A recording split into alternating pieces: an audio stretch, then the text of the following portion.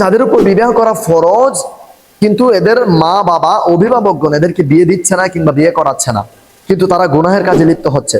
কিয়ামতের কঠিন ময়দানে কিছু মানুষকে আল্লাহ রাব্বুল আলামিন জিনাখোরদের দলের মধ্যে তারা দাঁড়িয়ে থাকবে।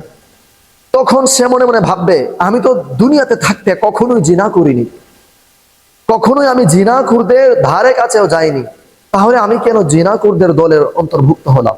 তখন বলা হবে, দুনিয়ার জমিনে তোমার ছেলে ছিল, তোমার মেয়ে ছিল, তারা দুনিয়ার জমিনে বিয়ের উপযুক্ত ছিল, তাদের আর্নিং সোর্স রয়েছিল, তাদের ইনকাম রয়েছিল, তাদের যেটুক ইনকাম রয়েছিল সেইটুক ইনকাম দিয়ে তাদের স্ত্রীকে ভরণ পোষণ দিতে পারত।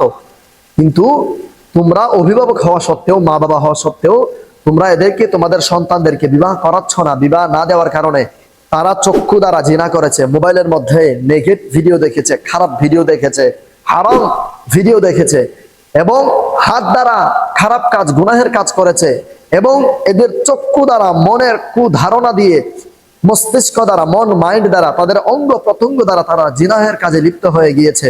যার কারণে ওই সকল ব্যক্তিরাও জিনাখোরদের দলের অন্তর্ভুক্ত হবে। আর তোমরা দুনিয়ার জমিনে জিনা না করেও জিনাখোরদের দলের অন্তর্ভুক্ত হয়ে যাবে। মনে রাখবেন, আমরা দুনিয়ার জমিনে আমাদের ছেলে মেয়ে, আমাদের ভাই বোন, তারা সকলেই চায় যে আমাদের মা বাবা, আমাদের ছেলে মেয়েরা যদি খারাপ কাজ করে ফেলে, জিনাহের কাজ করেও ফেলে, এটা কোনো রকম ভাবে ধামাচাপা দিয়ে মান সম্মান ইজ্জত বজায় রাখি। এই দুনিয়াটা মাত্র কিছুদিনের দুনিয়া। এখানে তো শুধু আপনার ফ্যামিলি, আপনার পরিবার পরিজন, আপনার গ্রামবাসী তারা জানলো, কিন্তু কিয়ামতের কঠিন ময়দানে ইন্তেকালের পর যে জামানা, যে যুগ, ওইটা হচ্ছে আসল দুনিয়া। আপনি এই দুনিয়ায় লজ্জার কারণে ধামাচাপা দিয়ে নিজের গুনাহ, নিজের ছেলেদের গুনাহ ঢেকে রেখেছেন। আপনি এই লজ্জাকে লজ্জা না পেয়ে আখিরাতের লজ্জাকে প্রাধান্য দিন। এই লজ্জাকে, দুনিয়ার লজ্জাকে প্রাধান্য না দিয়ে আখিরাতের লজ্জাকে প্রাধান্য দিন।